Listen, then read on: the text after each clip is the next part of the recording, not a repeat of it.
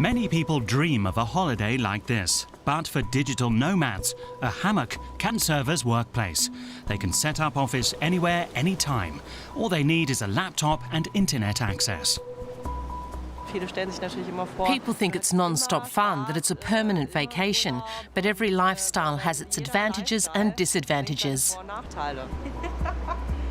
This particular lifestyle was made possible by the digital revolution, which transformed the world of work. Now that I step out of that comfort zone and traveled few countries of the world and met all these amazing people, it just opened my mind to a whole new world.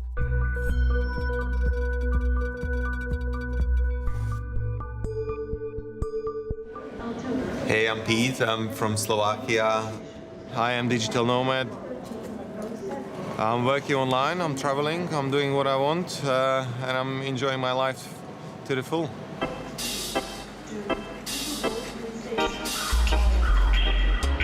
So in Berlin, ideally, I want to find another client because Berlin is full of startups, full of these like trendy companies.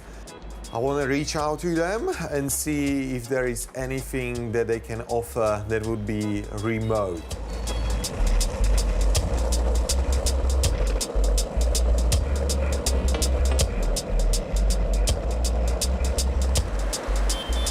Before coming to digital nomad hotspot Berlin, Pete Holzbar spent a few days working in Prague.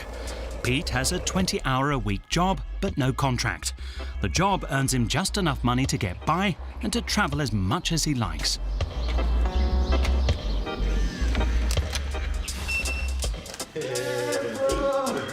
What's up? Hey, how are you? It's good to see you. Good. I think I'm gonna have all you need. Yeah, thanks. You're welcome. And where is the Wi-Fi password? And you got just the Wi-Fi password right cool. there, so. Yeah, I think I'm just gonna sit at my computer here and work, yeah. Pete used to have a stable, well-paid job in London, booking luxury hotels for wealthy bankers. After 10 years in that position, he decided to do some travelling himself. The initial plan was to travel 9 months, up to 1 year, and then go back and work. But 2.5 years are gone, and I've still got enough money to keep traveling, and I'm making more money as I travel now. So the things have changed, yeah. The plans always change, and I'm really happy that I didn't put anything in a plan that I have to go somewhere, because this would definitely just limit my possibilities, yeah.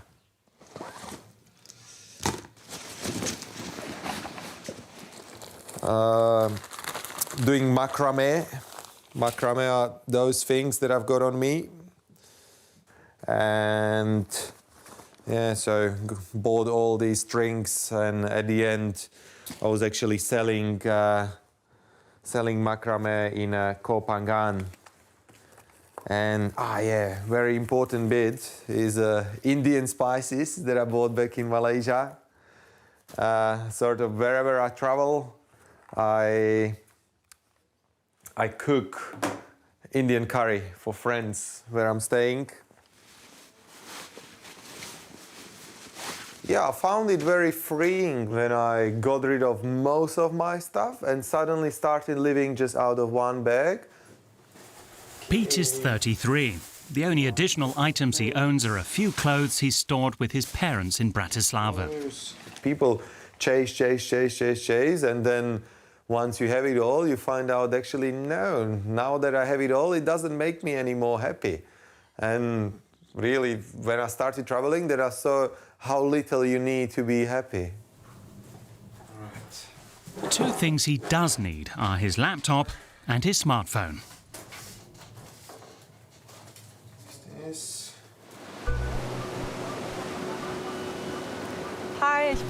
Hi, I'm Supi. I'm a digital nomad. I've been living this lifestyle for 7 years, and I've been a full-time nomad for 5 years.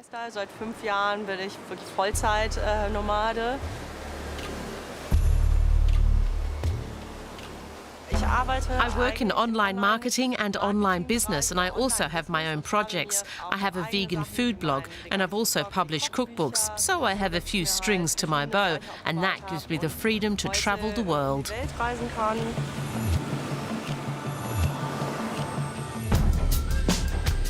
Suparni Neuwert, Supi to her friends, is from Cologne and usually spends the summer in Europe.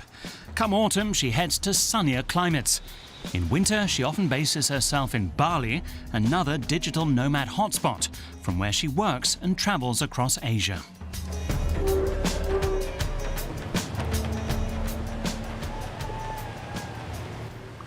Next to my own blog, I also work for other bloggers and as a content marketing manager. That means I edit content for online platforms, like for this online florist. I write for them a little, and I also edit and post content online. Supi has also branched out into coaching. She advises other digital nomads who are just getting started, like Evie. Take a seat. How are you? Well, I've been traveling for 10 months and it's been really hard. I thought it would be easy, that after 5 months I'd have managed to be floating about all hippie-like. Especially because I want this lifestyle. What makes you think you have to go back? Because I feel like I'm losing the plot here, that I'll end up in a rice paddy all old and wrinkled, with no money and no insurance. I've seen your paperwork, and from what I can tell, you actually have a very sound basis to be a digital nomad. You have a podcast, so your work is already completely online.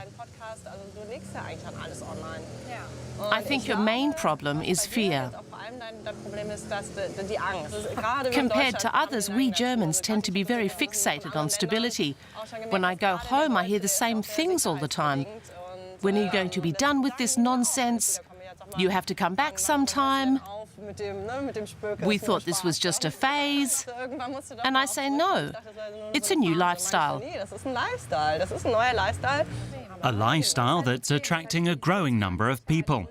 It isn't clear how many digital nomads there currently are, but according to some estimates, there could be as many as 1 billion roaming the world by 2035.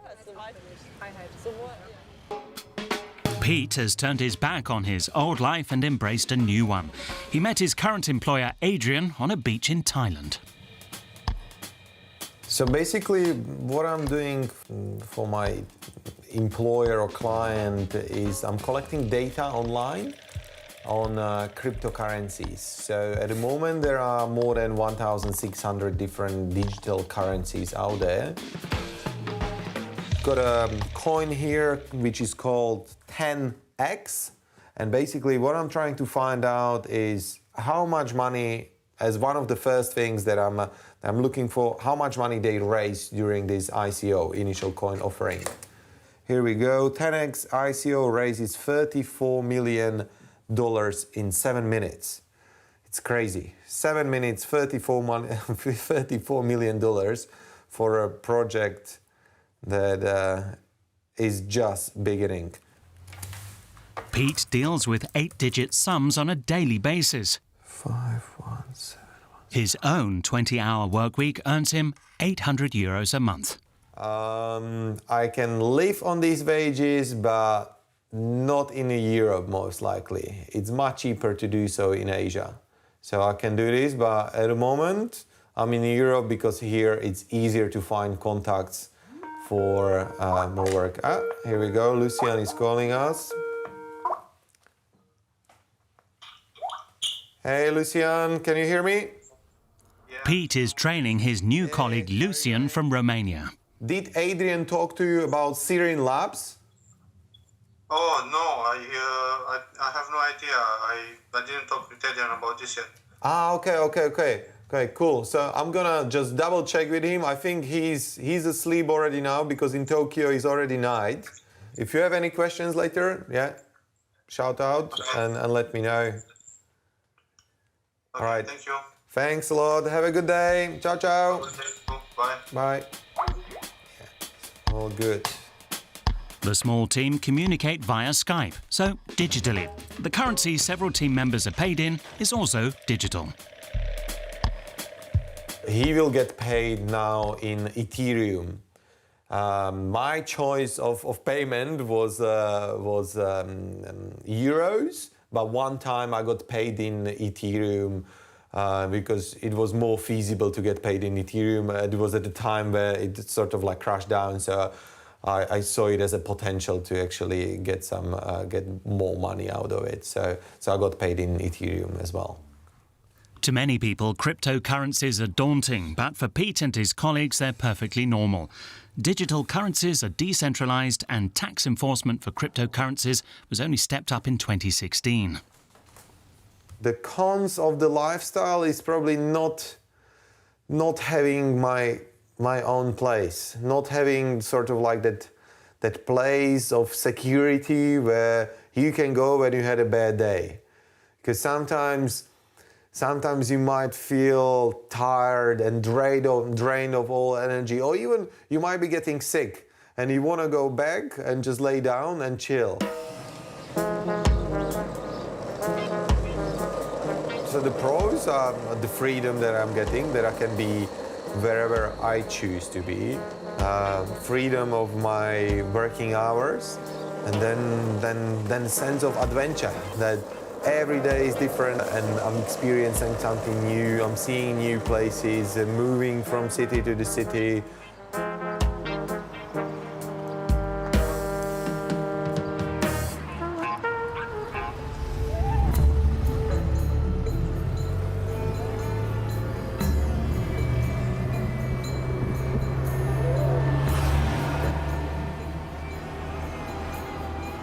Supi is on her way to a co-working space in Ubud.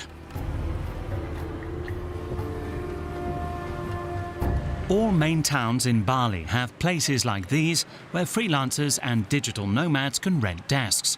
She wants to give Evie a few tips on networking. The air-conditioned section downstairs is the quiet zone. Up here, in this open area, you can talk, and you can just grab a seat at one of these tables or outside. Next door, there's also a conference room, so you can use it if you want to give a presentation or something. It has a big table and a whiteboard. Can you sit there, or do you have to register? You can sit there if you like, but if you want to hold a meeting, then you need to register in advance. But in general, you're free to use all the facilities. And there's free mineral water. Shall we go outside? Yeah, sure. Wow. Wow, this is incredible. Just great. Super schön.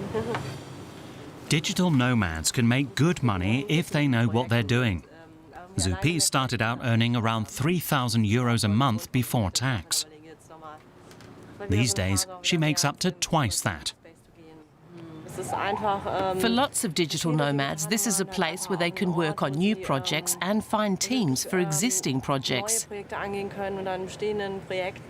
You can work on a whole different level in spaces like these. It's not like working on some beach all by yourself. And it's perfect for someone like you, because you said you wanted to escape the hamster wheel. And here you can get together with others who have the same problems, so you won't feel so isolated. When I'm on my own, I feel half like I'm on holiday, but I'm not on holiday, and half in some in-between zone where nothing's clear. Completely, but this place means you can go to an office every day while also staying in this paradise, where you can go back to your bamboo hut in the evenings, drink coconut milk, or head to the beach at lunch. You can have that and a day-to-day schedule which moves your work along. It costs approximately 150 euros a month to join a co-working space like this one.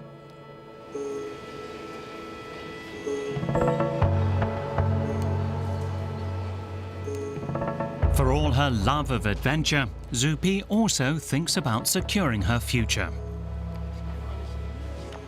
And while she isn't paying into a German pension plan, she's made other investments.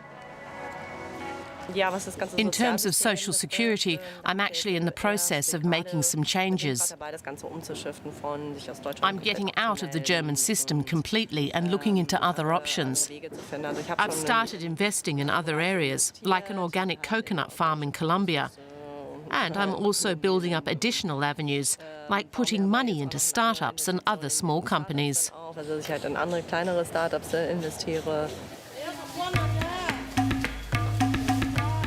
She's also considering buying property in Panama and applying for dual citizenship.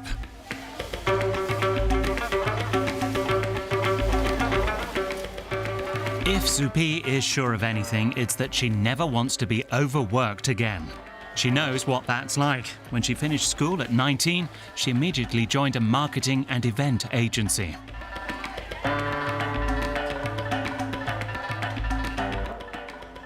I worked long hours and had a lot of responsibility. My whole life revolved around work, and then I had a burnout. That was 10 years ago. After that, I thought, wait, okay, this can't be it. Working for someone else and being completely drained, and you're so young. Supi decided to concentrate on the things she loved most: traveling, yoga, and cooking. These days, she posts a recipe on her vegan food blog every week. And she also advises people on healthy eating. Basically, I make my projects fit in with my lifestyle. I think about how I want to live, and then I decide if jobs or even hobbies are suited to it. Then I try to structure everything so that I maintain a good balance. Making the dish is only the first step. Photographing it is just as important. Supi makes money through product placement and links. Pete also uses co-working spaces as a way of making contacts, developing ideas, and picking up work. Offshoots of Google, Daimler, and other major companies have used this particular space to network with startups. Pete has an appointment with Sebastian Meltz, who runs a placement agency for digital freelancers. No, it's for afterwards as well. So basically what I need is to find a remote job. Yeah, so I'm fine doing what I'm doing now, but it's not sustainable for a very long time. So I really... Like something more stable, or? Well, there's something more stable and something to add to what I'm already doing. Yeah, exactly. So Sebastian shows Pete what sort of jobs he could point him towards, including writing copy for landing pages and search engine optimization. Pete would earn up to €50 an hour. The agency keeps 20% in commission. Okay, fantastic. Yeah, so I can definitely send you my CV and we can go from there. Are you registered still in Slovakia, or?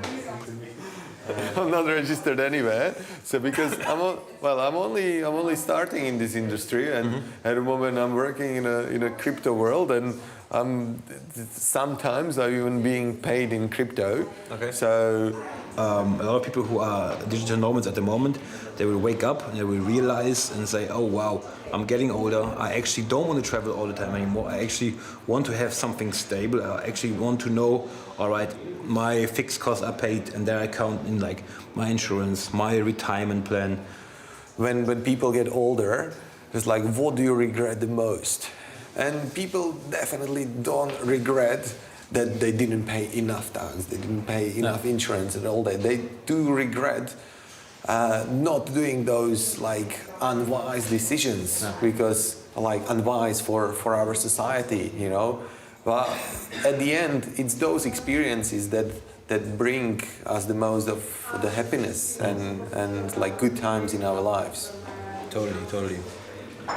As a part-time digital nomad, Sebastian also enjoys his freedoms.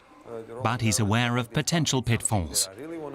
Everyone says, I can be a digital nomad. I can be that person who just goes there, does a job, I have enough money, and then I look for another job. Yeah, if you're good enough, if you have worked already, if you know the basics, if you have had already a job, if your CV already looks like that, you will get a job again. But if you just start and then you have one job and then you think it's going to happen like this all the time, then you're way too naive. And it's not going to be like that. And as an entrepreneur, and you're still going to be an entrepreneur, you're going to fall. And you're going to fall deeper and deeper and deeper. And only the people who are actually strong enough to actually get up every time, they will survive. And out of all the people, I don't know how the statistics are, but less than 20% actually survive. All right. Thanks a lot for everything. Again, my friend. For the time being, Pete doesn't have comprehensive insurance. He's making do with travel insurance and concentrating on building up his income. Supi is several steps ahead of him, but there are always new hurdles to be cleared. You're a resident of a country when you've been there for more than 180 days a year.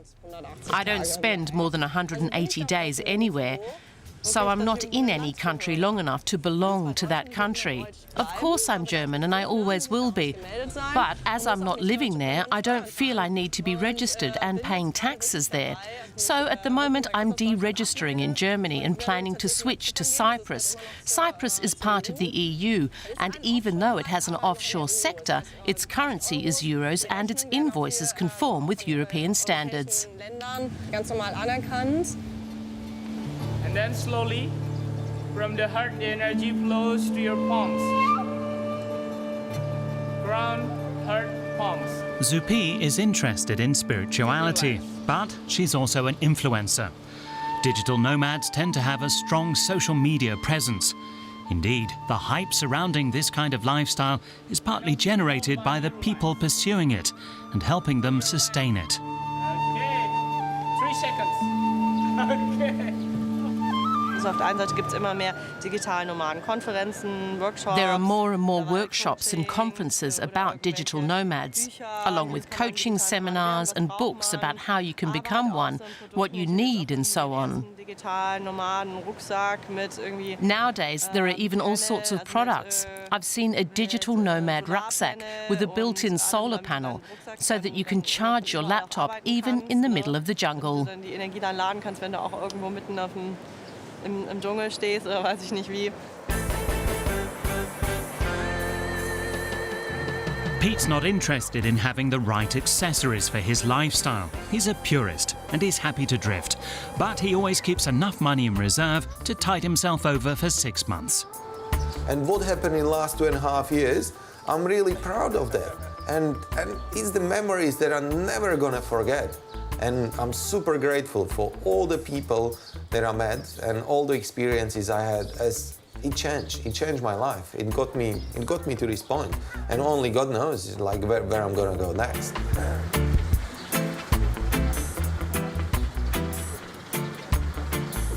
Pete has a few long-term ambitions, in case he ever decides to settle down.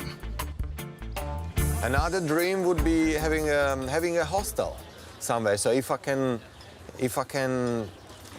earn some money with the crypto and have starting money, then I can go to Asia or somewhere where it's really cheap to buy land ideally with local person, because foreigners cannot own the land there, and start my own guest house, co-working center, center where you can learn arts and crafts or something like that. I don't know, something really creative which can sort of like bring people together.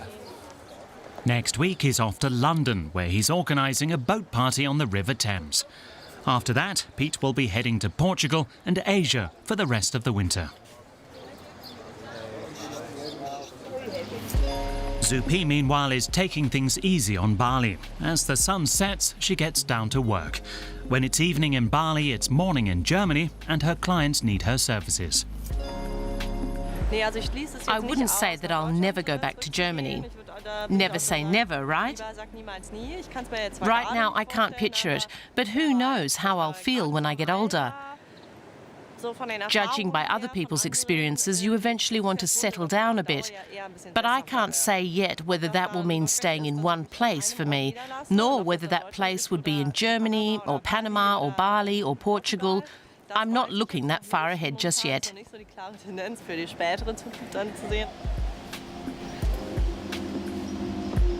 She's living the dream. Almost. About a year ago, I began thinking about having a relationship again.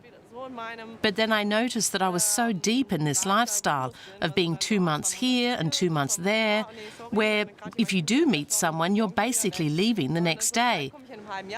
So I realized I need to get more organized about that. Also, because I'd like to have children and time is starting to run out. I'm 35, so I only have a few years left to find the right man. And it needs to be someone with a compatible lifestyle or who's also ready to settle down. That's my dream. But for now, she's still footloose and fancy-free. Next week, Supi will head to Tonga in the Pacific to dive with whales.